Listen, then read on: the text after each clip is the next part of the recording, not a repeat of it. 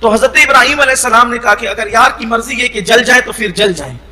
اور خلیل کہتے پکے گہرے دوست کو، سب سے گہرا دوست، سب سے گہرے دوست کو خلیل. اسی لیے حضور علیہ السلام فرماتے ہیں کہ اگر میں اپنے صحابہ میں کسی کو خلیل بناتا، اگر بناتا، کیا کہتے ہیں، اگر بناتا تو ابو بکر کو بناتا، لیکن میرا خلیل میرا اللہ ہے.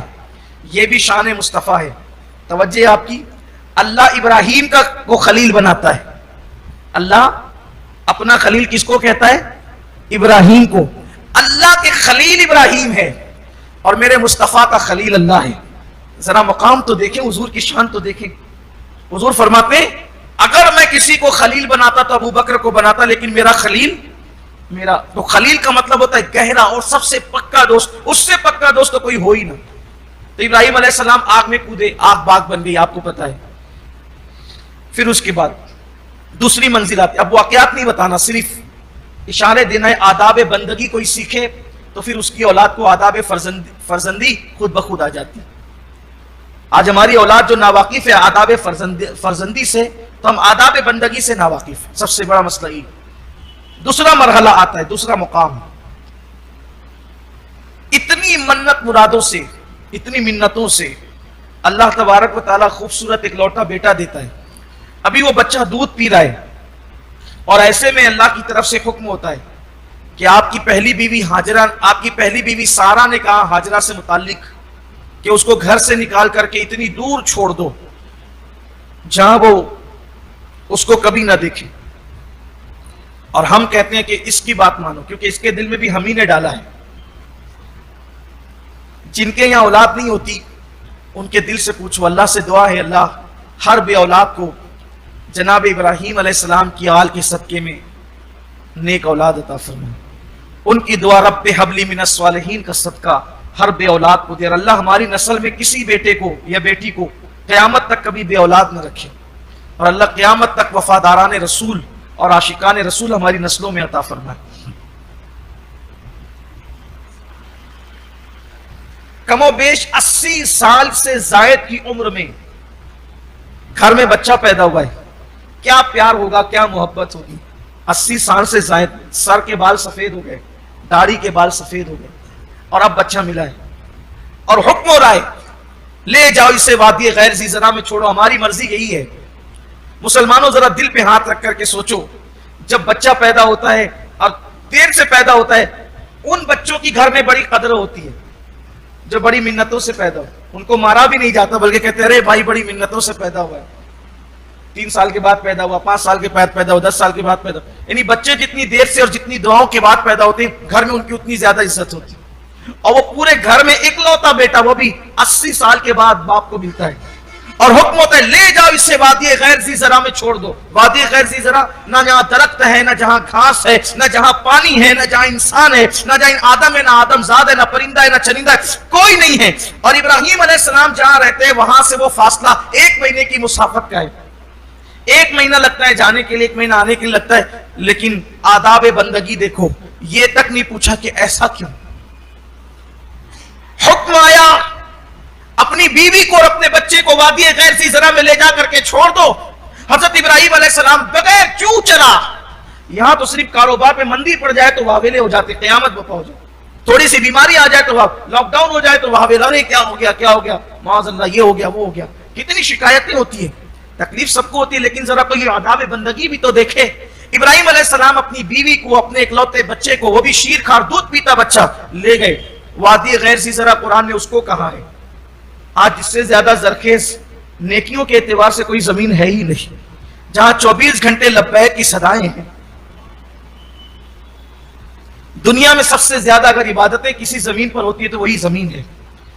یہاں ابراہیم علیہ السلام کے واقعے سے قدم قدم پر انسان کو پتا چلتا ہے جو اللہ کا وفادار ہو جاتا ہے اس کو کبھی نقصان ہوتا ہی نہیں ہے. بظاہر لگتا ہے کہ میرے ساتھ کیا ہو رہا ہے لیکن نقصان کبھی نہیں ہوگا اگر کوئی اللہ کا وفادار ہو جائے. لے جاتے ہیں بیوی بچے کو چھوڑ دیتے ہیں. کیا اس باپ کے دل نے کہا ہوگا، اس شوہر کے دل نے کیا کہا ہوگا جس نے اپنی بیوی کو، خوبصورت حسین بیوی کو جنگل میں بٹھا دیا، وادی غیر ذی زرع میں بٹھا دیا، اور شیرخوار بچے کو وادی غیر ذی زرع میں چھوڑ دیا. دل نے کیا کہا ہوگا. اور وہ بھی کوئی سخت دل باپ نہیں جس کا اوروں کے لیے دل اتنا نرم ہے، اتنا نرم ہے کہ کبھی اکیلے کھانا بھی نہیں کھایا.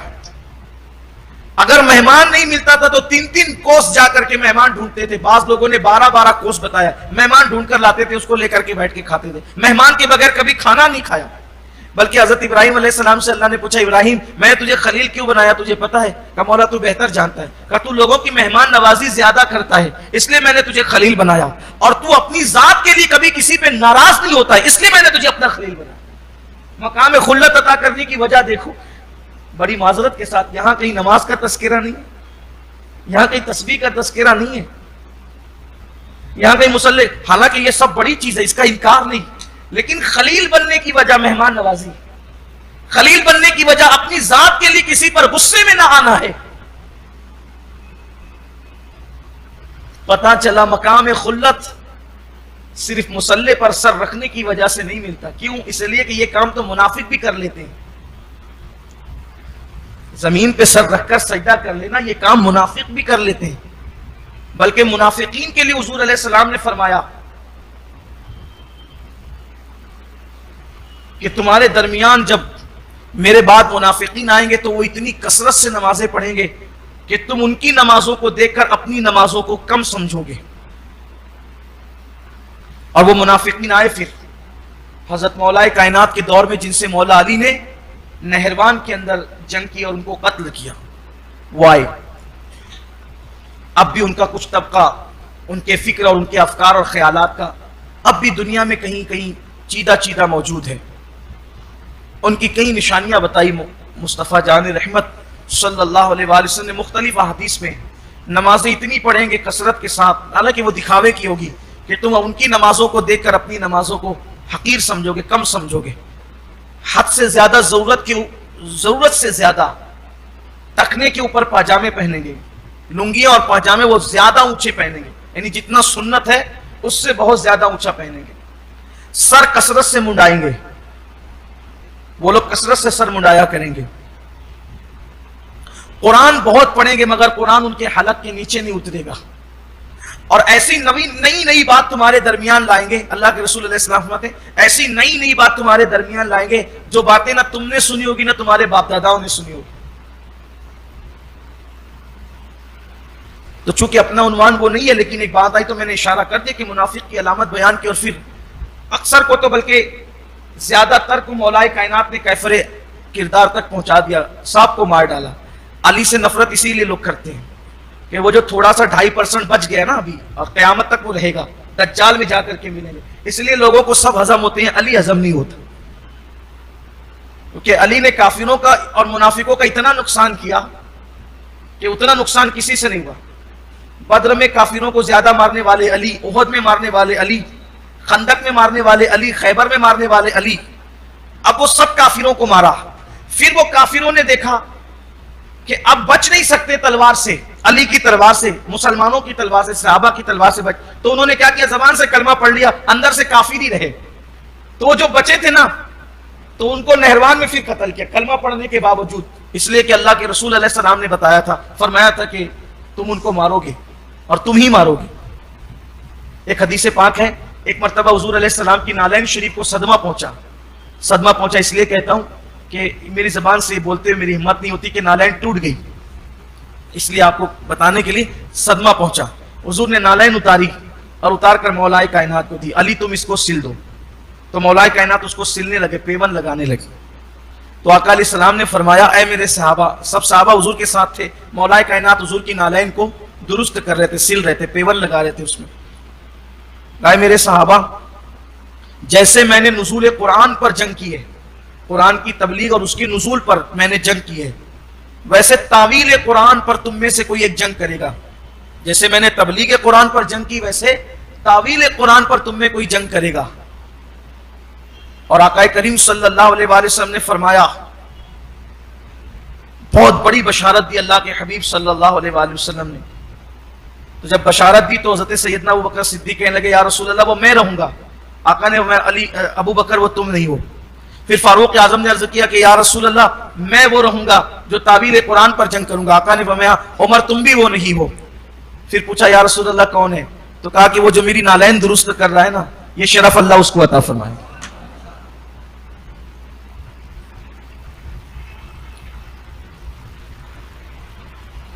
تو ابراہیم خلیل کو جو خلیل بنایا وہ صرف سجدوں کی بنیاد پہ نہیں، اس لیے کہ ہمارے یہاں بعض لوگوں کی پوری توجہ سجدے پہ، سجدہ کرو سب معاف، نماز پڑھو سب معاف، ماں باپ کو چھوڑ دو، اولاد کی حق تلفی کرو، حرام کھاؤ، جھوٹ بولو، سود کے دھندے کرو، قرضہ لے کر کے ادا نہ کرو، عورتوں پہ بدنگاہی کرو، زنا کرو، نماز پڑھو سب معاف۔ یہ کون سی نماز ہے بھائی؟ نماز پڑھو سب معاف، جو چاہے کرو سب معاف۔ ارے اللہ کے بندو، پیٹ پہ حرام ہوگا تو نماز ہی کیسے ہوگی؟ ماں باپ ناراض ہو کے تم نماز ہی کیسے قبول ہوگی؟ تو یہ فکر دینا قوم کو کہ نماز پڑھو سب معاف، قوم کو مجرم بنانا ہے، قوم کو ڈاکو بنانا ہے، قوم کو لٹیرا بنانا ہے، قوم کو گناہوں پہ دلیر کرنا ہے۔ نماز تو وہ ہے جو انسان کو تمام برائی اور بے حیائی سے روک لیتی۔ قرآن کہتا ہے ان الصلاۃ تنہا عن الفحشاء والمنکر، بے شک نماز ہر برائی اور بے حیائی سے روک لیتی ہے۔ یہ کون سی نماز ہے کہ آپ سود بھی کھا رہے ہیں، پیسے بھی لے کے بھاگ رہے ہیں، اور اس کے بعد پھر کہتے ہیں نماز پڑھو سب معاف؟ خدا کے لیے ایسی نماز نہ پڑھو، بلکہ ایسی نماز تو اللہ سے دور کر دیتی ہے۔ حدیث پاک میں آتا ہے جو نماز گناہوں سے دور نہ کرے وہ نماز اللہ سے دور کر دیتی ہے۔ اس لیے نماز وہ پڑھو جو گناہوں سے دور کرے، اللہ سے قریب کر دے۔ تو ابراہیم خلیل تھے، اللہ کے خلیل۔ اور خلیل کے کس کو کہتے ہیں؟ خلیل کے جو یار کی مرضی ہو اس کو بس ہاں کرے، بس ہاں، کبھی اس پہ کوئی اعتراض نہ کرے۔ میں نے اسی نماز عید کے موقع بتایا تھا کہ کلیم اور خلیل میں بھی فرق تھا اور ہے کہ کلیم کلام کرتے ہیں۔ دیکھو کیسے کلیم کہتے ہیں کہ میں تجھے دیکھنا چاہتا ہوں، کلن ترانی نہیں دیکھ سکتا، اب نے اگر تھے کلیم پھر کا دیکھنا چاہتا، پھر دوسری بار کا نہیں دیکھ سکتا، پھر کا دیکھنا، یہ ہے کلیم۔ پھر اس کے بعد کلیم ایک سوال ہوتا ہے وما تلک بیمینک یا موسیٰ، آپ کے سیدھے ہاتھ میں کیا ہے؟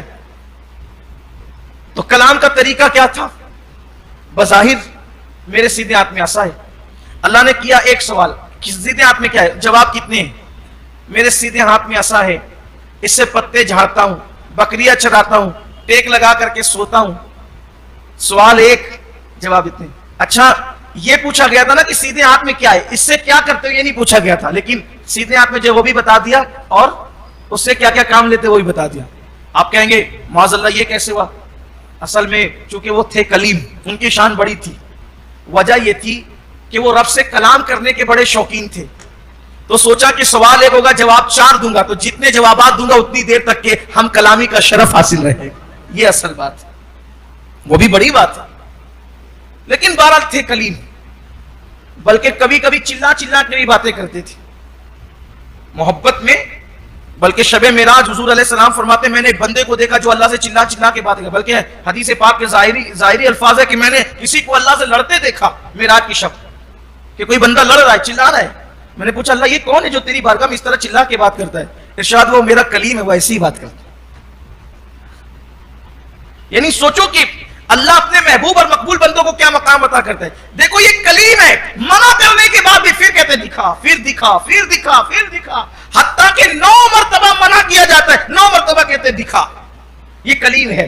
اور خلیل کہا جاتا ہے مانگ ہوگا، اس کو پتا ہے یہ خلیل ہے، یہ خلیل ہے۔ تو کلیم سے بڑا مرتبہ خلیل کا، کلیم سے بڑا مرتبہ خلیل کا، اور خلیل سے بڑا مرتبہ حبیب کا۔ کلیم کو دیکھا، کلیم مانگتے ہیں، منع کیا جاتا ہے پھر مانگتے ہیں، یعنی دینے کے لیے منع ہوتا ہے پھر مانگتے ہیں۔ یہ کلیم۔ خلیل چپ رہتے ہیں، جو تیری مرضی وہ میری مرضی، ٹھیک، میں کچھ نہیں کہوں گا، جو تیری مرضی وہ میری مرضی، میں تو تجھے راضی کرنا چاہتا ہوں۔ توجہ آپ کی، کلیم مانگے، انکار ہو پھر مانگے، پھر انکار ہو پھر مانگے، پھر انکار ہو پھر مانگے، اور خلیل چپ رہے، تیری جو مرضی وہ میری مرضی، جو تیری مرضی وہ میری مرضی۔ یہ خلیل۔ اور حبیب پیارے، جو تیری مرضی وہ میری مرضی۔ خدا کی رضا چاہتے ہیں دو عالم، خدا چاہتا ہے رضائے محمد صلی اللہ علیہ وآلہ وسلم۔ پھر چھوڑ دیا وادی غیر ذی زرع میں بیٹے کو، شیر خوار بیٹے کو اور بیوی کو، اور پلٹ کر دیکھا بھی نہیں۔ اس لیے نہیں دیکھتے تھے کہ بہت پیار تھا، بہت پیار، بڑا نرم دل تھا۔ میں نے بتایا نا خلیل تھے، اوروں کے لیے اتنا پیار تھا تو اولاد کے لیے کتنا پیار، پر نہیں دیکھا۔ आगे जा रहे थे, पलट के बीवी का चेहरा देखूंगा, अल्लाह के फरमान पे अमल करने में कोताही ना हो जाए, बेटे का चेहरा देखूंगा, अल्लाह के फरमान पे अमल करने में कोताही ना हो जाए। नहीं देख रहे थे, हाथ में बच्चा लिए बीवी को बिठा दिया, खजूर की थैली बीवी के हाथ में दी, पानी का मशकीजा दिया और उसके बाद कहा अब तुम्हें यहीं रहना है। बीवी खड़ी हो गई। अच्छा, कितने दिन तक वो खजूरें चल सकती थी? खजूर कितने, थैली भर खजूर कितने दिन तक चल सकती थी? और रुकना कब तक, इसकी कोई मुद्दत नहीं। पानी कब तक चल सकता था, रुकना कब तक, इसकी कोई मुद्दत नहीं। और रख करके अच्छा मैं चलता हूं। वो खड़ी हो गई, सैयदा हाजरा रज़ी अल्लाह तबारक व तआला अन्हा व सलामुल्लाह अलैहा खड़ी हो गई, पीछे चलने लगी। मेरे शौहर, मेरे सरताज, कोई गलती हो तो बताओ। गलती क्या? भी कोई जवाब नहीं दिया। अभी बीवी से बात करूंगा, चेहरे पे नजर पड़ेगी, कोई कोताही ना हो जाए। कुछ नहीं कहा, कोई गलती तो बताएं। फिर बीवी ने खुद ही कहा, देखो खुद में आदाब बंदगी क्या थे और घर वालों में भी आदाब बंदगी का गुर कैसे पैदा किया, कैसे घर का माहौल आपने सजाया और संवारा था, घर का माहौल कैसे पैदा किया था। हजरत हाजरा की जबान से निकला, क्या ये अल्लाह का हुक्म है जिस पर आप अमल कर रहे, क्या ये अल्लाह का हुक्म है? आपने पीठ करते हुए ही का चेहरा भी नहीं किया, हाँ ये अल्लाह का हुक्म है। जनाब हाजरा की शान देखें, जैसे ही हाजरा ने सुना ये अल्लाह का हुक्म है तो फरमाया फिर मेरा अल्लाह मेरे लिए काफी है, और वहीं जाकर के बैठ गई। क्या आपने तरबियत की थी घर वालों की कि जब सुना कि अल्लाह का हुक्म, पता चला अल्लाह जिस चीज का हुक्म देता है उसमें कभी नुकसान नहीं होता। और फिर बैठ गई हजरत हाजरा अपने शहजादे को लेकर, और फिर वो सब कुछ जो आप बार बार सुनते रहते हैं बकरीद के मौके पे, फिर वो एड़ियां रगड़े तो पानी निकला। अब इब्राहिम अलैहिस्सलाम को इजाजत मिली कि इब्राहिम अब बीवी से और बच्चे से मिलने के लिए कभी कभी आ जा सकते। तो इब्राहिम अलैहिस्सलाम अब मिलने के लिए आने लगे, यानी मिलने का सिलसिला, उनसे आते मिलते और फिर मिलके चले जाते, आते मिलते मिलके चले जाते। अभी हजरत इस्माइल अलैहिस्सलाम की उम्र शरीफ 7 या 9 साल, और एक रिवायत के मुताबिक 13 साल, मुख्तलिफ अक़वाल हैं। मैंने 3 बयान के, 7, 9 या 13, इतनी कम उम्र थी। इब्राहिम अलैहिस्सलाम ने ज़िलहज्जा शरीफ की 8 तारीख को ख्वाब देखा कि अपने इकलौते बेटे को अल्लाह की राह में ज़बह कर दो। तरद्दुद में पड़ गए, इकलौता, अच्छा देखे वहां छोड़ा अल्लाह के हुक्म पे वादी गैर ज़ीज़रा में, और अब हुक्म होता है कि उसको ज़बह ही कर दो, रखना नहीं है, ज़बह कर देना है। तरद्दुद में पड़ गए 8 तारीख को, इसलिए उसको जो 8 तारीख ज़िलहज्जा के उसको यौम तरविया कहते हैं। तरद्दुद का दिन, सोच का दिन, यौम तरविया। फिर ख्वाब देखा अपने बच्चे को ज़बह करो, फिर जान गए कि हुक्म हो गया, इसीलिए उसको यौमुल अरफा कहते हैं, पहचानने का दिन। और 10 तारीख को फिर अल्लाह के हुक्म पर, सिर्फ ख्वाब पर, हालांकि डायरेक्ट जिब्रील अलैहिस्सलाम के जरिए से वही भी आ सकती, जैसे आती थी आ सकती थी, लेकिन ख्वाब में अल्लाह का इम्तिहान, अल्लाह की आजमाइश। जब ज़बह करने के लिए ले जाने लगे तो सोच भी कि इतने दिन वादी गैर ज़ीज़रा में छोड़ा, इसकी परवरिश तो माँ ने की, इसकी माँ को क्या कहूँ, इसको कैसे समझाऊं। तो हज़रत इब्राहिम अलैहिस्सलाम ने कहा कि मैं अपने यार से मिलाने ले जाता हूँ, और मुराद ये लिया, यार से मुराद, दोस्त से मुराद हकीकी दोस्त जिसने उनको खलील बनाया, उससे मिलाने ले जा रहा हूं। बड़ी खुश हो गई माँ, आज पहली मर्तबा बाप अपने बेटे को अपने किसी दोस्त से मिलाने ले जा रहे हैं।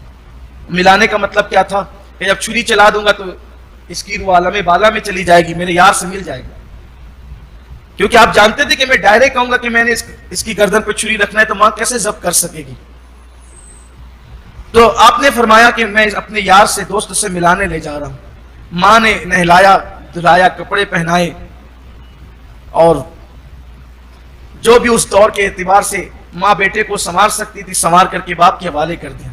हजरत इब्राहिम अलैहिस्सलाम ने आस्तीन में छुरी छुपाई, साथ में रस्सी ली और लेकर के मिना की तरफ चले। जरा कोई सोचे तो सही, गौर भी करे कोई। मक्कतुल मुकर्रमा से बाप और बेटा दोनों मिना की तरफ बढ़ रहे हैं, और एक ख्वाब है, बस एक ख्वाब, और उस ख्वाब पर इकलौते बेटे पर उसकी गर्दन पे छुरी चलाना है। आज से पहले कायनात ने यह वाकया नहीं देखा।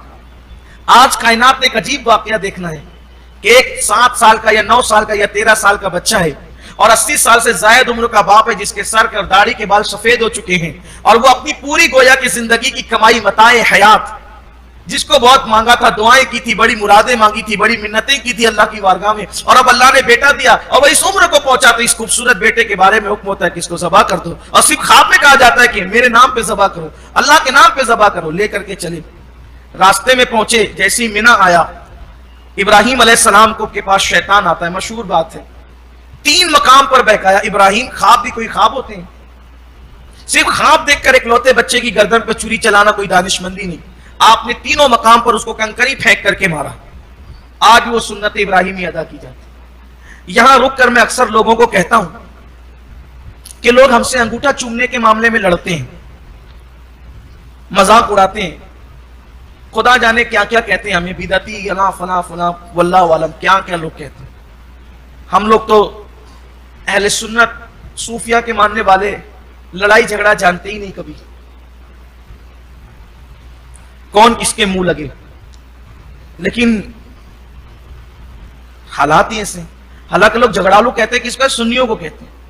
میں کہتا ہوں اللہ کے بندو, اگر ہم جھگڑالو ہوتے تو تم ہماری مسجدوں پہ قبضہ کیوں کرتے؟ ہم جھگڑالو نہ تھے, شریف تھے, تبھی تو تم نے ہماری مسجدوں پہ قبضہ کیا. پوری دنیا اور پورے ہندوستان کی بات تو چھوڑ دو, ہم مالیگاؤں میں انگلیوں پہ گنا سکتے اپنی مسجدوں کو جس پہ تم نے قبضہ کیا. بعد میں آئے تم, قبضہ آپ نے کیا ہے. اور یہ بات بھی آپ کو بتا دوں, قبضہ وہی کرتا ہے جو بعد میں آتا ہے. اس کا مطلب ہم پہلے سے تھے, آئے بعد میں آپ, اور ہم پہلے سے تھے, کب سے تھے, اس کی کڑیاں رسول اللہ کے دور سے ملتی ہیں. کبھی کبھی میں یہ باتیں کرتا ہوں تو لوگوں کو تکلیف ہوتی, نہ کیا کرو, آپ اپنی بات کیا کرو. میں کہا یہ بھی ہماری بات ہے, اس لیے کہ نئی نسل کو ہم نہ بتائیں گے تو پھر کون بتائے گا کہ آپ نے قبضہ کیا ہے. ارے قبضہ کی ہوئی زمین کے اندر رہ نہیں سکتے, کھانا نہیں پکا سکتے جو زمین پہ قبضہ کیا ہو. جس مسجد پہ قبضہ کیا اس میں تمہاری نماز کیسے ہوتی ہے؟ غاصبوں, غصب کی ہوئی مسجدوں میں نماز کیسے ہوتی ہے؟ کون سے نمازی ہو تم؟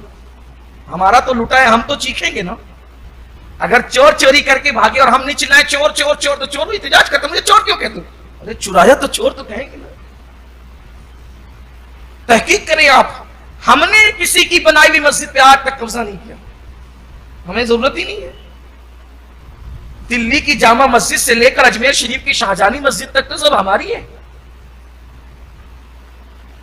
بلکہ یہ بات کہوں تو بھی بے جا نہیں ہوگا, مدینہ منورہ کی مسجد نبوی سے لے کر مسجد اقصی تک کی تمام مسجدیں سب الحمدللہ شروع سے اہل سنت و جماعت کی. موجودہ تعمیر مسجد نبوی کی ترکیوں نے کی ہے, اور جس شان سے کی وہ آپ کو پتا ہے. میں اپنے عنوان سے ہٹ جاؤں گا اگر میں اس تاریخ کی طرف جاؤں تو, لیکن آپ کو پتا ہے وہاں میلاد بھی ہوتی تھی, مولود, اور آج بھی جو گھرانے ہیں صحابہ کرام کی آل پاک میں سے, وہاں آج بھی مولود کی محفل, میلاد کی محفل, سلام با قیام سب ہوتا ہے. میں نے کئی مقامات پر شرکت کی ہے. لیکن بہرحال لوگ ہمیں کہتے ہیں انگوٹھا کیوں چومتے ہو؟ تو ہمارے یہاں سے ہمارے بزرگوں نے ایک دلیل پیش کی ہے کہ آدم علیہ السلام نے چوما تھا, اور چومنے کی وجہ یہ بنی کہ وہ کہتے تھے کہ یہ فرشتے میری پیشانی کی طرف کیوں دیکھتے ہیں. تو کہا تمہاری پیشانی میں نور محمدی ہے, کہا وہ ذرا مجھے بھی دکھا دے, توجہ کرنا, وہ ذرا مجھے بھی دکھا دے. تو اللہ نے نور محمدی کے بارے میں فرمایا کہ وہ تمہارے ناخونوں میں, انگوٹھوں کے یا انگلیوں کے ناخونوں پہ اس کو ظاہر کرتے ہیں. حالانکہ اس حدیث کی سند جو ہے اس کے بارے میں محدثین نے کلام کیا ہے, لیکن چونکہ فضائل کے باب میں تمام حدیث کے علم والے یہی کہتے ہیں کہ ضعیف حدیث بھی قبول کی جاتی ہے. وہ کہا کہ مجھے اپنے, آپ اگر وہ نور دیکھنا چاہتے ہیں تو اپنی انگوٹھوں میں, اپنی انگلیوں کے ناخون میں دیکھیں. تو وہ نور محمدی اس پہ ظاہر کیا گیا, اور آپ نے فرط محبت سے ان انگوٹھوں کو چوم لیا. تو اب ہم سے یہ پوچھا جاتا ہے کہ آدم کو تو نور محمدی دکھا, توجہ آپ نے, آدم کو تو نور محمدی دکھا جس سے انہوں نے انگوٹھا چوم لیا, تمہیں کون سا نور محمدی دکھتا ہے؟ ہم وہی کہتے ہیں کہ ابراہیم کو تو شیطان بہکا رہا تھا تو انہوں نے کنکری ماری, تم نے کون سا بچہ لے جانا ہے ذبح کرنے کے لیے, اور تم نے کون سا شیطان بہکانا ہے؟ تم کو کون سا شیطان بہکاتا ہے, اور تم کون سا بچہ لے جاتے ہو؟ بچہ تو وہ لے گئے تھے, بہکایا تو ان کو تھا, اس لیے کنکریاں تو انہوں نے ماری. تم کو کون سا شیطان دکھتا ہے, اور تم کون جو ہے وہ بچہ لے کر کے جاتے ہو مینا میں ذبح کرنے کے لیے حاجی؟ تو کہا کوئی نہ کوئی دکھتا ہے نہ کوئی بہکاتا ہے. کافر, تو کہا ابراہیم نے جو کیا تھا نقل ابراہیم کرتے, خلیل کی ادا کو ادا کرتے ہیں تاکہ حج مکمل ہو جائے. ہم کہتے ہیں نادان, اگر ابراہیم شیطان کو کنکری مارے تو ادائے خلیل کو ادا کرنا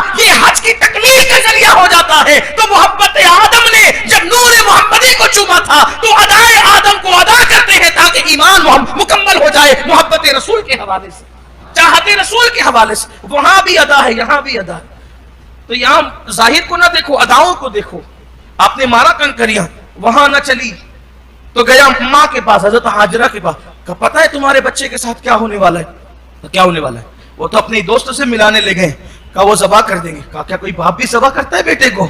کہا یہ اللہ کا حکم ہے۔ اس کے منہ سے نکل گیا، جھوٹے کے منہ سے سچ نکل گیا۔ کیا کہا؟ یہ اللہ کا حکم ہے۔ حاضرہ نے کہا قربان، اگر اللہ کا حکم ہے ایک اسماعیل کیا، اگر ہزاروں دے تو سب قربان کر دوں گی۔ وہاں بھی نہ چلی، حکم الہی۔ دیکھو کیا محبت تھی۔ پھر حضرت اسماعیل کے پاس ہے، اسماعیل تمہیں معلوم ہے تمہارے ابا کیا کرنے جائے گا؟ کیا کرنے جائے گا؟ اب وہ تمہیں ذبح کر دیں۔ کہا کوئی باپ بھی بیٹے کو ذبح کرتا ہے؟ کہا نہیں، وہ اللہ کا حکم ہے۔ کہا تو شیطان معلوم ہوتا ہے، اگر اللہ کا حکم ہے تو پھر میری جان جانی ہی چاہیے۔ اب یہاں غور سے سنو، ابھی تک آپ نے آداب بندگی سن لیا، اب آداب فرزندی سنو۔ جب مینا میں پہنچے، ابراہیم علیہ السلام نے کہا بیٹا میں جو اپنے دوست سے تجھے ملانے لایا ہوں وہ میرا دوست حقیقی دوست ہے، اور اس کا حکم ہے کہ میں تمہیں ذبح کر دوں، سو میں تمہیں ذبح کرنا چاہتا ہوں۔ اب یہاں ایک بات سننا، اگر باپ بیٹے کی پرورش کرے اور بیٹا فرما بردار رہے تو بات سمجھ میں آتی، کیونکہ باپ کے احسانات ہیں۔ اکثر و بیشتر جو باپ بیٹے کی پرورش نہیں کرتا، اس پر توجہ نہیں کرتا، اس کو بچپنے میں چھوڑ دیتا ہے، بے شمار ایسے لوگوں سے میری ملاقات ہوئی، بے شمار ایسے لوگ ہیں جن سے میری ملاقات ہوئی، جیسے کہ ماں کے پیٹ میں بچہ تھا یا اس کا بچپنا تھا اور اس کی ماں کو اس کے باپ نے طلاق دے دیا، اب وہ بیٹا اپنے باپ سے ملنے نہیں جاتا۔ ارے چھوڑو مولانا، جب میں بچہ تھا تو مجھے پھینک دیا تھا اٹھا کر، میں میری نانی کیا پلا ہوں، میرا باپ میرا نانا ہے، میری ماں میری نانی ہے، میرا باپ میرا ماموں ہے۔ اس طرح بچے کہتے ہیں اس نے میرے بچپن میں ساتھ کیا دیا، چھوڑ تو دیا تھا، اب کیا کروں اس کو بڑھاپے میں جا کر کے۔ مطلب یہ کہ باپ جہاں چھوڑ دے، توجہ، باپ جہاں چھوڑ دے وہاں اولاد شعور کو پہنچ کر باپ کی عزت نہیں کرتی، قدر نہیں کرتی۔ لیکن یہاں باپ نے چھوڑ دیا ہے۔ دیکھو بہرحال تاریخ بھی اور حدیث بھی ہے، تفاسیر بھی، کتب تفاسیر میں کثرت کے ساتھ ہیں۔ جب اسماعیل علیہ السلام دودھ پیتے بچے، باپ نے چھوڑ دیا۔ اچھا نانی کے گھر نہیں چھوڑا، ماموں کے گھر نہیں چھوڑا، کسی کے گھر نہیں چھوڑا، کہاں چھوڑا؟ چھوڑا بھی تو وادی غیر ذی زرع میں، نہ جہاں پانی کا کنواں، نہ جہاں گھاس، نہ جہاں کھانے کا انتظام، کوئی انتظام جہاں نہیں، بلکہ جہاں جا کر انسان مر جائے، انسان جا کے مر جائے ایسی جگہ پہ چھوڑا۔ حالانکہ جب دور گئے نا، دور گئے، جب چھوڑ کر دور گئے، آپ کے بیوی بچہ نظر نہ آئے تو چونکہ پیار تھا، اللہ کا حکم نبھا رہے تھے، اللہ کے حکم پہ عمل کر رہے تھے، تو بہت دور پہنچے اور پھر اس طرف کعبے کی طرف، کیونکہ کعبہ بنا نہیں تھا، وہ اس کے نشانات، اس کی جڑیں، اس کی بنیادیں موجود تھی، اس طرف رک کر کے کہا اللہ تیرے حکم سے میں نے اپنے بچوں کو، اپنی اولاد کو تیرے اس گھر کے قریب بسا دی۔ گھر ابھی بنا نہیں ہے لیکن جو اس کی بنیادیں ہیں پہلے سے، کیونکہ پہلے فرشتوں نے بنایا، پھر آدم علیہ السلام کے دور میں بھی تھا، نوح علیہ السلام کے طوفان کے وقت اٹھا لیا گیا، تو اب وہ موجود نہیں تھا، بنانا تھا ابراہیم و اسماعیل علیہ السلام نے، تو ادھر، لیکن ادھر حقیقت کعبہ کی طرف رخ کر کے کہا اللہ اپنی اولاد کو بسا دیا ہے۔ اب چند دعائیں کی، ایک دعا تو یہ کہ اللہ میری اولاد میں برکت عطا فرما۔ دیکھو دعائے خلیل، کیا میری اولاد میں برکت عطا فرما۔ پورے یقین سے نہیں کہا جا سکتا کہ اس وقت دنیا میں کس کس نبی کی اولاد موجود ہے، توجہ آپ کی، پورے یقین سے نہیں کہا جا سکتا کہ کس کس نبی کی اولاد اس دنیا میں موجود ہے، لیکن اگر پورے یقین سے کہا جا سکتا ہے کہ کس نبی کی اولاد دنیا میں موجود ہے تو وہ اولاد ابراہیم ہے۔ کیوں؟ میرے آقا خود اولاد ابراہیم، کربلا میں جو 72 نفوس شہید ہوئے تھے ان میں سے اکثریت اولاد ابراہیم تھی، اور آخری میں امام مہدی تشریف لائیں گے، حضرت عیسیٰ تشریف لائیں گے، وہ بھی اولاد ابراہیم ہوں۔ یہاں حضرت آدم، حضرت نوح کی ذات کو ہم تھوڑا الگ کرتے ہیں کیونکہ پوری کائنات میں انہی کی اولاد ہے، لیکن اور انبیاء سے متعلق بات کر رہا ہوں۔ میری اولاد میں برکت عطا فرما۔ دیکھو اللہ کے لیے جو لوگ اپنے آپ کو سرنڈر کر دیتے ہیں ان کی پھر ہر دعا قبول ہوتی ہے، میری اولاد میں برکت عطا فرما۔ دوسری بات، مولا یہاں لوگوں کی دلچسپی ایسی بڑھا دے کہ جیسے پرندے شام کو اپنے گھونسلے کی طرف ٹکڑیوں کے ساتھ گروہ در گروہ آتے ہیں، گروہ در گروہ آتے ہیں، گروہ در گروہ آتے ہیں، کیسے ٹکڑیوں کے ساتھ، اور آنا ہی سب کو ایک ساتھ، جیسے وہ گھونسلوں کی طرف آتے ہیں ویسے لوگ گروہ در گروہ یہاں پر آئیں۔ آپ دیکھیں جب آپ حج کو جائیں گے یا عمرہ کو جائیں گے انشاءاللہ، اللہ جلدی وہاں کے معاملات درست کریں کہ سب لوگ حاضری دیں وہاں، تو سب لوگ ایک لباس میں اور ایک آواز کے ساتھ لبیک اللہم لبیک لبیک لا شریک لک لبیک ان الحمد والنعمت لک والملک لا شریک لک. گروہ در گروہ آتے ہیں. ایسا لگتا ہے جیسے پرندے گھونسلوں کی طرف شام کو کیسے آتے ہیں, ویسے لوگ حرم کی طرف آتے ہیں. دعا ابراہیمی کا سب. تیسری دعا, اللہ یہاں خوب پھل عطا فرما, یہاں پر خوب پھل عطا فرما. آج بھی کسی موسم میں آپ مکہ شریف چلے جائیں, ہر موسم کا پھل آپ کو ہر موسم میں مکہ شریف میں ملے گا. جیسے آم ہمارے یہاں گرمیوں میں ملتے ہیں, سردیوں میں ڈھونڈو تو نہیں ملیں گے, عام طور پہ ایسے ہی ہوتا ہے. لیکن آپ ہر موسم کا پھل جس موسم میں بھی جائیں گے ملے گا. اور پھر وہاں پھل کھانے کا مزہ ہی کچھ اور ہے. اور پتہ ہے جب اللہ کے لیے قربانی دو تو ہوتا کیا ہے, قرآن کہتے ہیں نا وَلَنَبْلُوَنَّكُمْ بِشَيْءٍ مِّنَ الْخَوْفِ وَالْجُوعِ وَنَقْصٍ مِّنَ الْأَمْوَالِ وَالْأَنفُسِ وَالثَّمَرَاتِ وَبَشِّرِ الصَّابِرِينَ الَّذِينَ إِذَا أَصَابَتْهُمْ مُصِيبَةٌ قَالُوا إِنَّا لِلَّهِ وَإِنَّا إِلَيْهِ راجعون. ہم تمہیں ضرور آزمائیں گے, خوف سے, بھوک سے, فنوں کی قلت سے. اور جب تم آزمائے جاؤ گے تو پھر کیا ہوگا, دشمن کے خوف سے بھی تمہیں آزمایا جائے گا, بھوک سے بھی آزمایا جائے گا, پیسوں کی قلت سے بھی آزمایا جائے گا, فنوں کی قلت سے بھی تمہیں آزمایا جائے گا. اور جب تمہیں آزمایا جائے تو مومنوں کی شان یہ ہوتی ہے وہ شکوہ نہیں کرتے, بلکہ جب مصیبت آتی تو کہتے ہیں ہم اللہ کے مالے میں اللہ کی طرف پلٹ کر جانا ہے. اللہ فرماتے ہیں ہم ایسے بندوں پر اپنی درودیں اور رحمتیں نازل کرتے ہیں, اور یہی لوگ ہدایت پر ہیں. تو اللہ تعالیٰ نے ان لوگوں کی شان بیان فرمائی. تو ابراہیم علیہ السلام نے دعا کی, مولا امتحان میں کامیاب ہوئے تو دعا کی اللہ یہاں انہیں پھل عطا فرما, روزی عطا فرما.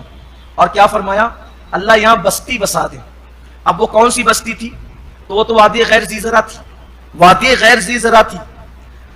اللہ نے دعا ابراہیم پر کیا کیا, جبریل کو حکم دیا, جبریل یہ پورا علاقہ پتھریلا علاقہ ہے, پورا علاقہ پتھریلا علاقہ ہے. ملک شام کا ایک پورا شہر اٹھا, ملک شام کا پورا ایک شہر اٹھا, اور یہ شہر اٹھا کر کے وہاں لے جا کر کعبے کے قریب رکھ دے.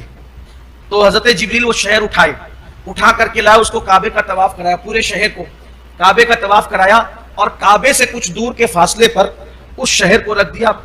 چونکہ طواف کرایا تھا نا اس پورے شہر کو, انسان طواف کرتے ہیں, شہر طواف نہیں کرتے. طواف کرنے والا ایک ہی شہر ہے, اسی لیے مکے کے قریب ایک وادی ہے, ایک شہر ہے جس کو کہتے ہیں شہر طائف.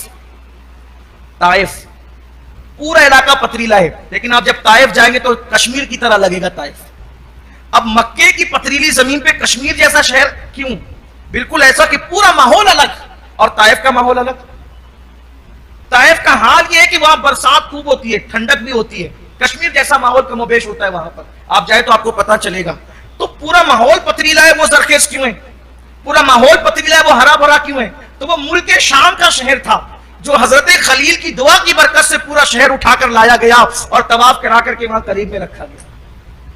یہ دعائے خلیل کا اثر ہے. تو بہرحال تو ابراہیم علیہ السلام نے تو چھوڑ دیا تھا نا اپنے بیٹے کو بچپنے میں شیر خورگی کے عالم میں, اور ابھی 9 سال یا 7 سال یا 13 سال کے ہوئے تو آئے ملنے کے لیے کہتے ہیں کہ میں تجھے ذبح کرنا چاہتا ہوں اللہ کے نام پہ. تو معاذ اللہ بیٹے کی زبان سے کیا نکل سکتا تھا, بچپنے میں تو چھوڑ دیا تھا. شیر خارگی کے عالم میں تو وادی غیر ذی زرع میں ڈال دیا تھا. پرورش تو آپ نے نہیں کی, پرورش تو میری ماں نے کی, پرورش میری ماں نے کی ہے, پھر آپ ذبح کرنے کا حق کیسے رکھتے. مگر یاد رکھیں ابراہیم علیہ السلام نے غصے کی وجہ سے نہیں چھوڑا تھا, اپنے نفس کی وجہ سے نہیں چھوڑا تھا. وہ نبی تھے, ظالم نہیں تھے, ظلم نہیں کر سکتے تھے, ان کی ذات ظلم سے پاک تھی. وہ خلیل تھے, اوروں کے لیے بھی تو اولاد کے لیے کس طرح ان کا دل نرم ہوگا. انہوں نے نفس کے لیے, خواہشات کے لیے, اپنی طبیعت کے لیے بچے کو نہیں چھوڑا تھا, بیوی کو نہیں چھوڑا تھا.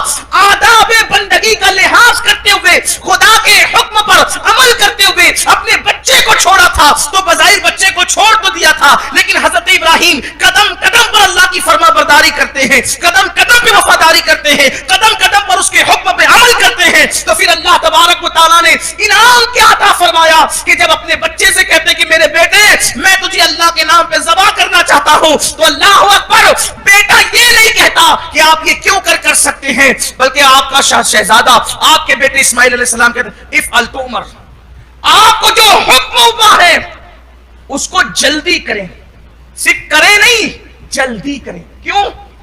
اب یہاں آداب فرزندی کا فلسفہ سمجھ میں آتا ہے. میرے بابا جب تو اپنی جان آگ میں چھلانگ لگا کر اللہ کے لیے دے سکتا ہے, تو آپ کی جان سے بڑی میرے بیٹے, آپ کے بیٹے کی جان نہیں ہے.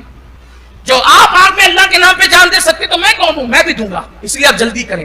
پھر آپ ہجرت کرتے اللہ کے لیے, میں کیوں جان نہیں دے سکتا. آپ بیوی بچے کو چھوڑ سکتے اللہ کے لیے وادی غیر ذی زرع, میں کیوں جان نہیں دے سکتا. یعنی باپ کو دیکھا اللہ سے محبت کرتے ہوئے, تو وہ جو باپ کی جو معاملات تھے وہ حضرت اسماعیل سے چھپے ہوئے نہیں تھے. حضرت اسماعیل علیہ السلام نے باپ کی محبتوں کا یوں مشاہدہ کیا کہ وہی سارا عکس جمیل اسماعیل علیہ السلام کے وجود میں سرانجم کر گیا, اور اللہ کی محبت 7 یا 9 سال کی عمر میں ایسی رچ بس گئی کہ حضرت اسماعیل نے کہا جلدی کیجئے جس کا حکم ہے. اور پھر آپ کیا کہتے ہیں, دیکھو بات کرنے کا سلیقہ کوئی آل پیغمبر سے سیکھے, اس لیے کہ گھر کا جیسا ماحول ہوگا بات بھی ویسی ہوگی. افعل تؤمر, جلدی سے کیجئے جو کرنا ہو, جو حکم ہے اس پہ عمل کیجئے. کیا یہ نہیں کہا کہ میں ثابت قدم رہوں گا, میں صبر کروں گا, میں یہ کر دکھاؤں گا, نہیں. کیا کہا, انشاءاللہ اللہ نے چاہا, اللہ نے چاہا من الصابرین, اللہ نے چاہا تو آپ مجھے صبر کرنے والوں میں سے پائیں گے. اللہ نے چاہا. اسی لیے جب بھی کوئی کام کرنے کا ارادہ کرو تو یہ مت کہو کہ میں کروں گا, میں نے کیا, میں نہیں. اللہ نے چاہا. آپ نے کہا انشاءاللہ آپ مجھے صبر کرنے والوں میں سے پائیں گے. اور پھر ابراہیم علیہ السلام خوش ہو گئے, خوش ہوئے اور بیٹے کو دعائیں دی. تب اسماعیل علیہ السلام کہتے ابا جان مجھے ذبح تو کریں لیکن کچھ باتیں, جب آپ مجھے ذبح کریں تو اپنے کپڑوں کو سمیٹ لیں, کہ میرے خون سے آپ کے کپڑے آلودہ نہ ہو جائیں. دیکھو آداب فرزندگی, جب باپ وفادار ہو جائے اللہ کا, اولاد کو اللہ کیسے وفادار بناتا ہے باپ کا. میرے کپڑے میرے خون سے آپ کے کپڑوں پر آلودگی کے آثار نہ ہوں, اور مجھے الٹا لٹا دیں, چہرہ میرا زمین کی طرف کر دے بابا, چہرہ میرا زمین کی طرف کر دیں. کیونکہ اگر آپ نے زمین کی طرف چہرہ نہ کیا تو ہو سکتا ہے کہ شاید بیٹے کے چہرے پہ نظر پڑے اور کام کرنے میں, اللہ کے حکم پہ عمل کرنے میں کہیں کوتاہی نہ ہو جائے. بلکہ ایک روایت میں یہ بھی کہا گیا کہ آپ اپنی آنکھ پہ پٹی باندھ لیں, اور میرا کرتا جب میری ماں کو لے جا کر دینا, کہ میری ماں کو جب میری یاد آئے تو میرا کرتا دیکھ لیا کرے, اور میری ماں کو میرا سلام کہنا کہ وہ صبر کرے. اب اسماعیل علیہ السلام کو ابراہیم علیہ السلام نے لٹا دیا, ان کے پیر باندھ دیے. انہوں نے خود کہا تھا کہ میرے پیر باندھ دینا تاکہ میں تڑپوں نہیں, اور یہ بھی کہا تھا بابا چھری زیادہ تیز کر لیں. حضرت اسماعیل علیہ السلام کہتے بابا چھری زیادہ تیز کر لینا کیونکہ میں جلدی سے میری روح نکل جائے, آپ ذبح کریں, کیونکہ موت بڑی سخت چیز, موت آسان نہیں بہت سخت ہے, چھری بہت تیز کر لیجئے. اب اسماعیل علیہ السلام لٹا دیے گئے. ابراہیم علیہ السلام نے 80 سال سے زیادہ عمر کا باپ اپنی گردن پر 10 ذی الحجہ کو چھری رکھتا ہے. یہاں سے داستان آداب فرزندی ختم ہوتی ہے اور واقعہ کربلا کا آغاز ہوتا ہے.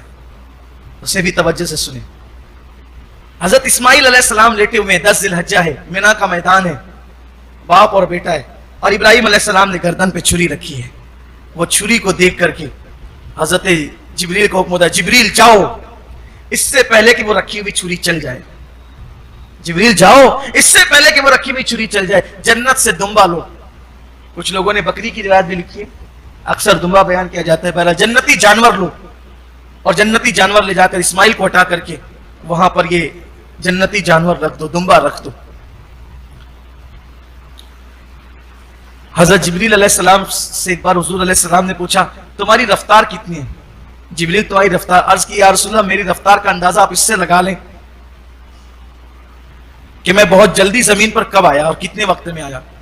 عرض کرتے ہیں کہ جب ابراہیم علیہ السلام کو منجنیق کے ذریعے آگ میں ڈالا جا رہا تھا تو وہ لوگ آگ میں ڈال چکے تھے.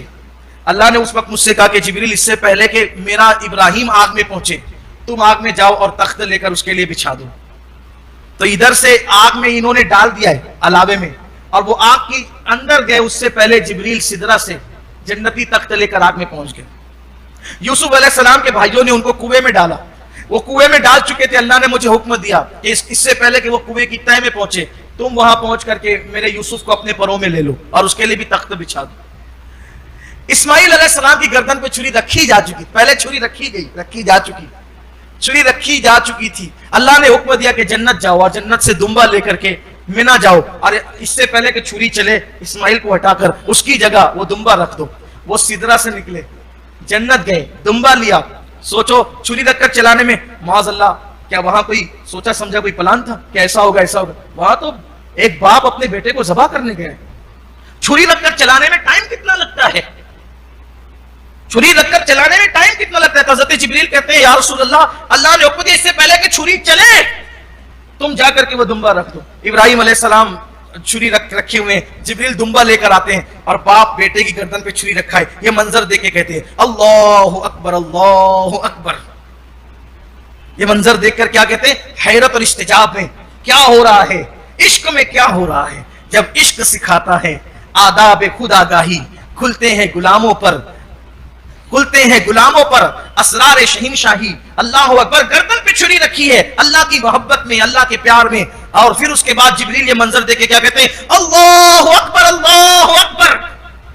حضرت اسماعیل علیہ السلام جبریل کی آواز سن کے کہتے ہیں لا الہ الا اللہ واللہ اکبر، اور پھر حضرت ابراہیم اللہ اکبر وللہ الحمد۔ تو جیسے ہی وہ چھری چلی، پھر ابراہیم علیہ السلام کی آنکھوں سے پٹی ہٹی تو دیکھا کہ اسماعیل مسکرا رہے تھے اور دمبا ذبح ہو گیا۔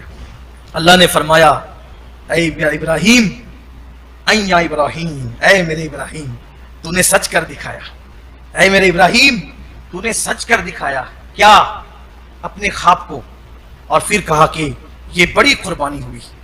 اب یہاں سے آپ غور کریں کہ ابراہیم علیہ السلام کا بیٹے کی گردن پہ چھری رکھنا اور دمبے کا آ جانا، اور اللہ کا کیا فرمانا؟ فدیناہ بذبح عظیم، کہ تم نے یہ جو فدیہ ہو گیا تو یہ بہت بڑا ذبح عظیم ہوا، یہ بہت بڑا ذبح عظیم ہوا۔ حالانکہ وہاں دمبا ذبح ہوا، پھر وہ ذبح عظیم کیسے ہوا؟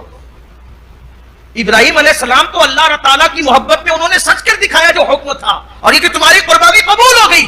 لیکن یاد رکھو پھر کم و بیش 4000 سال کے بعد، 4000 سال کے بعد اسی اسماعیل علیہ السلام کی آل پاک سے 10 ذی الحجہ کی بجائے 10 محرم الحرام کو وہی چیز بیٹا ذبح کرو، بیٹا ذبح کرو۔ کون سا بیٹا؟ سب سے پیارا بیٹا،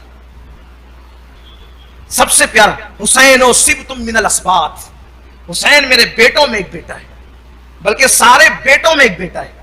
جب سبتم من الاسباط کی تشریح میں کرنے لگتا ہوں تو مجھے یاد آتا ہے کیسے، جو کوئی کہتا ہے نا اگر پورے گلستان کی بہار دیکھنا ہے تو یہ ایک گل کو دیکھو، تو قیامت تک حضور کی جتنی اولاد ہے، حضرت امام زین العبا سے لے کر امام مہدی تک، اور ادھر حسن مصنع سے لے کر امام مہدی تک جتنی حضور کی اولاد اور سب خوبیاں والی ہے، ان سب کی خوبیاں اگر کوئی مجھ سے کہے کہ ایک شخصیت میں سمٹی بھی بتا دو جس میں زین العابدین کی عبادت بھی ہو، جس میں باقر کا علم بھی ہو، جس میں جعفر صادق کا صدق بھی ہو، جس میں موسیٰ کاظم کا حلم بھی ہو، جس میں علی رضا کی شان رضا بھی ہو، جس میں اللہ اکبر حسن عسکری کی شان عسکریت بھی ہو، جس میں تقی کا تقوی بھی ہو، جس میں نقی کی نقائیت بھی ہو، جس میں اللہ اکبر مہدی کی ہدایت بھی ہو، پھر نفس زکیہ کی ذکاوت بھی ہو، پھر اسی طرح حسن مصنع کا معاملہ اور ساری، پھر اللہ اکبر غوثیت کبریٰ غوث اعظم کی غوثیت کبریٰ بھی ہو، خواجہ اعظم کی شان خواجگیت بھی ہو، محبوب الہی کی شان نظامی بھی ہو، صابر کلیر کا صبر بھی ہو،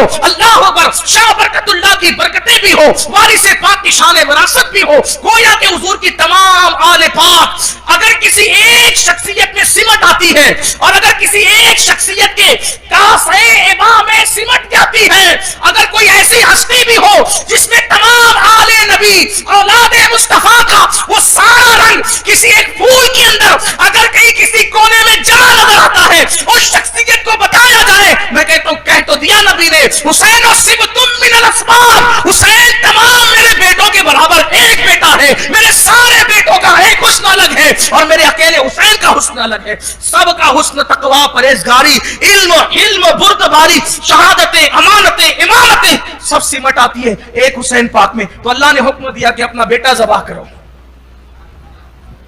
جب اسماعیل کی گردن پہ چھری تھی تو پشت اسماعیل میں سید الانبیاء بھی تھے، اور ان کے شہزادے امام حسن بھی تھے، امام حسین بھی تھے، علی کے گویا کہ باپ کی پشت میں ساری آل ہوتی ہے۔ اب یوں کہہ لیں کہ پشت اسماعیل میں حضور ہیں اور حضور کی پشت میں آل حضور ہیں۔ چھری رکھی گئی ذی الحجہ کی 10 تاریخ کو، اور چلائی کب گئی؟ کم و بیش 4000 سال کے بعد، اور پھر वो वादा पूरा हुआ। गोया कि कुदरत कह रही हो फरिश्तों आओ,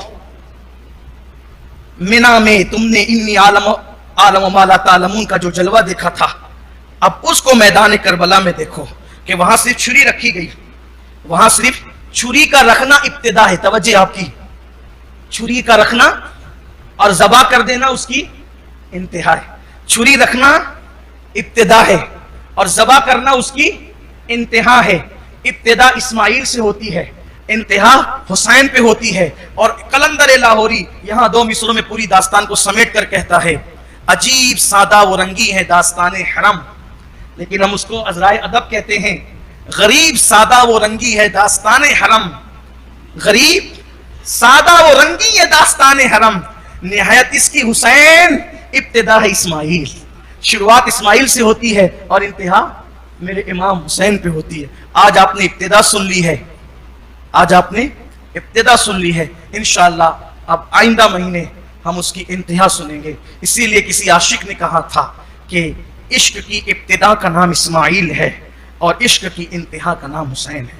उस वही मुराद जो छुरी रखने की बात है, निहायत इसकी हुसैन, इब्तिदा है इस्माइल। और यहाँ से आदाब फर्जंदी पता चलता है। अब यहाँ आदाब फर्जंदी का एक फलसफा यूं भी चंद मिनट में समेट लूं। वहां इस्माइल कहते हैं अलैहिस्सलाम, बाबा जो हुक्म है कर गुजरिए, जो हुक्म है कर गुजरिए। वहां हुसैन वही अपने जद्द करीम की सुन्नत पर अमल करते हुए जब पैदा हुए, अल्लाह के रसूल अलैहिस्सलाम रोज रो कर कहते हैं मेरा बेटा करबला में शहीद होगा, मेरा बेटा करबला में। हुसैन नहीं कहते बाबा बचा लो, हैं?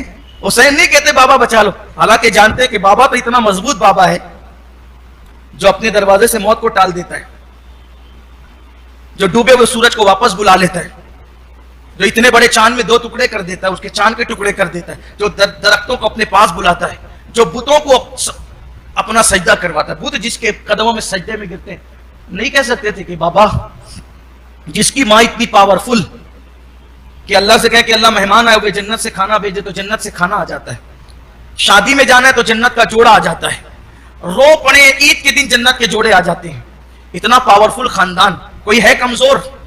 नाना सैयदुल आलमीन, बाबा सैयदुल अरब, माँ सैयदुल निसाल आलमीन, अल्लाह अकबर, तमाम आलमीन की औरतों की सरदार सैयदा हैं, जन्नती औरतों की, जन्नती खवातीन की सरदार, जन्नती औरतों की सरदार, तमाम आलमीन की औरतों की सरदार, पूरा खानदान बड़ा। और खुद सैयदा शबाब अहलिल जन्नह, जन्नती जवानों के सरदार। ये सरदारी सरदारी पूरे खानदान में है, असल भी सरदारी, नस्ल भी सरदारी। लेकिन नहीं कहा बाबा बचा लो, क्यों? इसलिए कि जद के जुमले याद थे, आदाब फर्जंदी याद था। उधर जब इब्राहिम अलैहिस्सलाम ने कहा कि मैं तुझे ज़बा करता हूं, तो इस्माइल ने कहा कि जल्दी कीजिए जो करना हो। और हजरत इमाम हुसैन को जब अल्लाह के रसूल अलैहिस्सलाम ने बताया कि मैं देखता हूं कि मेरे बेटे हुसैन को करबला में शहीद किया जाएगा, तो इमाम हुसैन भी कुछ नहीं कहते, सैयदा भी कुछ नहीं कहते, गोया के ज़बान हाल से कहते हो बाबा अब तो पूरी जिंदगी इसी शौक में गुजरती है कि वो करबला कब आएगी। लोगों के पास मौत चल के आती है। आदाब फर्जंदी देखें, आदाब फर्जंदी देखें, हजरत इस्माइल अपने जद के नक्शे कदम पे कैसे चले। इमाम हुसैन, लोगों के पास मौत चल के आती है। हुसैन करबला तक मौत के करीब चल कर गए थे। किस शौक में उन्होंने अपनी जिंदगी गुजारी थी, किस शौक में अपनी जिंदगी गुजारी थी। तो ये आदाब फर्जंदी, यानी कि करबला में इमाम आली मकाम ने वही उसी की तकमील की जिसका हुक्म हजरत इब्राहिम अलैहिस्सलाम को दिया गया था। अल्लाह ताला हमें आदाब बंदगी की भी तौफीक दे और अल्लाह हमारी औलादों को आदाब फर्जंदी का शऊर भी अता फरमाए। और अल्लाह ताला गुफ्तगू के दरमियान कोई गलती हो तो अपने हबीब के सदक़े में माफ़ फरमाए। और अल्लाह ताला अल्लाह के लिए हमें कुर्बानी देनी, कुर्बानी से मुरासिब जानवर की नहीं, नफ्स की कुर्बानी, माल की कुर्बानी, वक्त की कुर्बानी, हर चीज़ की कुर्बानी देने की अल्लाह हमें तौफीक अता फरमाए। आपने कुर्बानियाँ कर ली है, अब अपने नफसानी ख्वाहिशात की भी कुर्बानी करें। दिल चाहे फजर में सोने को तो सोया ना करे, बल्कि फजर में उठें, नफ्स की कुर्बानी दें। इसलिए कि जानवर की कुर्बानी दे के वो मकाम नहीं मिलता जो ख्वाहिशात की कुर्बानी दे के मकाम मिलता है। इसलिए नींद एक तरफ हो और नमाज एक तरफ हो तो नींद को छोड़ो और नमाज की तरफ आओ। इसी तरह हराम एक तरफ हो और अल्लाह की रज़ा एक तरफ हो, हराम को छोड़ो अल्लाह की रज़ा की तरफ आओ। अपनी ज़िंदगी का एक मकसद बनाओ। जन्नत से भी बड़ी चीज़, जुमला याद रखें, जन्नत से भी बड़ी चीज़ اللہ کی رضا ہے، اللہ کی رضا حاصل کرنے کی کوشش کیجئے۔ اللہ تعالی ہم سب کو رضا الہی کی توفیق عطا فرمائے۔ جو منا میں کیا ابراہیم علیہ السلام، اسماعیل علیہ السلام نے، وہ بھی اللہ کی رضا کے لیے کیا، اور جو کربلا میں کیا امام حسین نے، وہ بھی اللہ کی رضا کے لیے کیا۔ اس لیے اللہ کی رضا سے بڑی کوئی چیز نہیں، ہم اللہ کی رضا کی کوشش کریں۔ اللہ تعالی ہم سب کو توفیق رفیق عطا فرمائے۔ آج کا جو دن ہے، بلکہ کل کا دن گزرا، ہمارے مرشد سلسلہ عالیہ قادریہ کے ہندوستان میں سب سے بڑے بزرگ، جس کا سلسلہ ماریرا شریف میں بھی ہے، جس کا سلسلہ بدایوں شریف میں بھی ہے، جس کا سلسلہ دیوا شریف میں ہے، جس کا سلسلہ بانسا شریف میں ہے، جس کا سلسلہ کالپی شریف میں ہے، یعنی قادری سلسلے کی جتنی بڑی بڑی خانقاہیں ہیں وہ سب جہاں سے نکلی ہے، اس سمندر کا نام ہے حضرت سیدی سرکار بہاؤالدین انصاری شتاری رضی اللہ تعالی عنہ، جن کا مزار خلد آباد شریف میں ہے۔ ان کے اوپر کے ہمارے سلسلے کے جتنے بزرگ ہیں سب بغداد شریف میں ہیں، یہ پہلے بزرگ ہیں سلسلے قادریہ کے۔ تو کل آپ کا وصال کا دن بھی گزرا، اللہ تعالیٰ سے دعا کرتے ہیں کہ اللہ تعالیٰ آپ کے فیوز و برکات سے ہم سب کو اور تمام قادریوں کو مالا مال فرمائیں۔ ہم لوگ مالیگاؤں والے کتنے خوش نصیب ہیں کہ سلسلے قادریہ کے اتنے بڑے بزرگ ہمارے بالکل قریب میں رہتے ہیں، اس لیے ہمیں چاہیے کہ ہم ان کی بارگاہ سے فیض حاصل کریں۔ آپ سوچو کہ ان کی بارگاہ کے غلام کتنے بڑے بڑے لوگ ہیں، سید ابراہیم مرجی وہاں کے غلام، حضرت سید شاہ بکاری وہاں کے غلام، جمال الاولیاء وہاں کے غلام، اسی طریقے سے سرکار بانسا وہاں کے غلام، سید محمد کالپوی، سید میر فضل اللہ کالپوی، میر احمد کالپوی، یہ سب لوگ وہاں کے غلام۔ اسی طرح وارث پاک کو وہیں سے ملا، وہاں کے غلام، شاہ برکت اللہ مہریروی وہاں کے غلام، ماریرا شریف کے جملہ جو بزرگان دین اور اقطاب ہفت ہے، ہفت اقطاب جو ہیں وہ سب کے سب وہاں کے غلام، وہیں سے فیض پاتے ہیں۔ امام اہل سنت امام احمد رضا وہیں کے غلام، کیونکہ وہ بھی قادری ہیں۔ سرکار علی حسین اشرفی میں شیخ المشائخ وہاں کے غلام، حضرت سیف اللہ المسلول، شاہ فضل رسول بدایونی، جن سے بہادر شاہ ظفر جیسا آدمی مسائل پوچھتا تھا، ایسے بڑے بڑے لوگ وہاں کے غلام، وہاں سے فیض حاصل کرنے والے، حضور تاج الفول مولانا عبد القادر بدایونی جیسے لوگ وہاں کے غلام۔ آپ اندازہ کریں جب غلام اتنے بڑے بڑے لوگ ہیں تو وہ آقا سرکار بہاؤالدین انصاری شتاری رضی اللہ تعالیٰ کا مقام اور مرتبہ کیا ہوگا، اس بات سے اندازہ